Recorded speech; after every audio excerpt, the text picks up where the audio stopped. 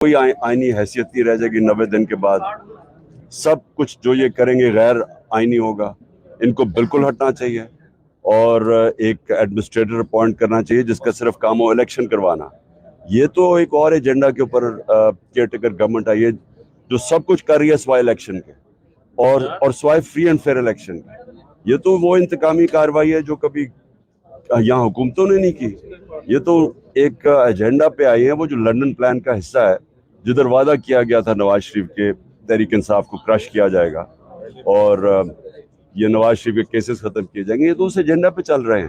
یہ تو اس کا تو کوئی تعلق ہی نہیں ہے کیئر ٹیکر گورنمنٹ سے. شاہد حسین سید صاحب نے کہا ہے کہ عمران خان صاحب کے جو سعودی پرنس ہیں بادشاہ ہیں ان سے بڑے اچھے الفاظ دیتے ہیں اور امریکہ کے ساتھ جو معاملات ہیں وہ ٹھیک ہے.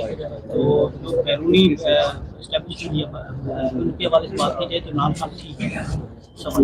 دیکھیے کون کہتا ہے کہ ہمارے تعلقات برے تھے. یہ تو صرف جنرل باجوہ نے کیونکہ وہ ایکسٹینشن چاہتا تھا اس نے پوری کیمپین چلائی ہمارے خلاف. لیکن 2 OIC کی میٹنگ 3 مہینے میں ہونی پاکستان میں فورن منسٹرز کی, یہ کبھی پاکستان میں کتنی دیر پہلے ہوا تھا. تو اس کے علاوہ جو چائنا کے ساتھ, جو ہمارے سعودی کے ساتھ, جو ترکی کے ساتھ, سارے کانٹیکٹس کا پتہ ہے. جو ٹرمپ کے ساتھ تعلقات ہیں, جو بورس جانسن سے تھے انگلینڈ کے اندر جس نے نام لیا تھا, تو ان کو کون پوچھتا ہے. یہ جو کہتے ہیں نا کہ ہمارے تعلقات ٹھیک نہیں تھے, ان کے بتائیں تعلقات اس سے. اسٹیٹ بینک کے حوالے سے آج جو ہے وہ معاملہ قائمہ کمیٹی کو بھیج دیا ہے. انہوں نے کہا ہے, نوید کمل نے کہا ہے کہ اگر توہین عدالت ہو سکتی ہے تو توہین پارلیمنٹ کیوں نہیں. انہوں نے معاملہ دوبارہ قومی اسمبلی بھیج دیا. آپ کیا سمجھتے ہیں کہ اسٹیٹ بینک انڈیپینڈنٹ جو ہے وہ 21 ارب میں جاری کر سکتا ہے اور سپریم کورٹ کی آزاد؟ دیکھیں جس وقت اگر انہوں نے اسٹیٹ بینک نے سپریم کورٹ کے کہنے پہ پیسہ نہ دیا, اس کا مطلب ہے کہ پاکستان کا آئین ختم ہو گیا. اس کا مطلب یہاں قانون کی حکمرانی بالکل ہی ختم ہو گئی. اب آگے ہی ہیومن رائٹس کی وائلیشن ہو رہی ہیں, فنڈامنٹل رائٹس نہیں ہیں, لوگوں کو اغوا کیا جاتا ہے, بعد میں چارج لگائے جاتے ہیں. اگر توہین عدالت ہو سکتی ہے تو توہین پارلیمنٹ کیوں نہیں.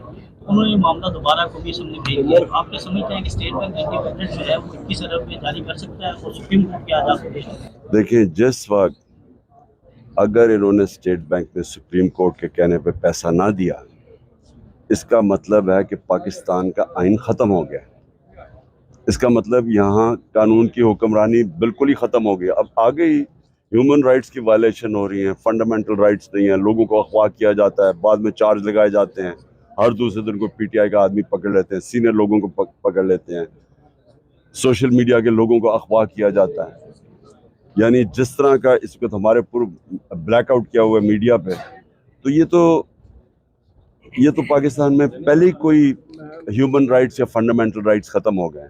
اب ایک ہے کہ سپریم کورٹ کے حکم کے اوپر اگر الیکشن نہیں ہوتا, اگر یہ فنڈز نہیں دیتے اور اس کی وجہ سے الیکشن نہیں ہوتا, تو آئین ختم ہو گیا پاکستان میں. مریم اورنگزیب کہتی ہے کہ پابندی ہم نے نہیں لگائی, پیمرا نے لگائی, پابندی خود بس میڈیا نے لگائی.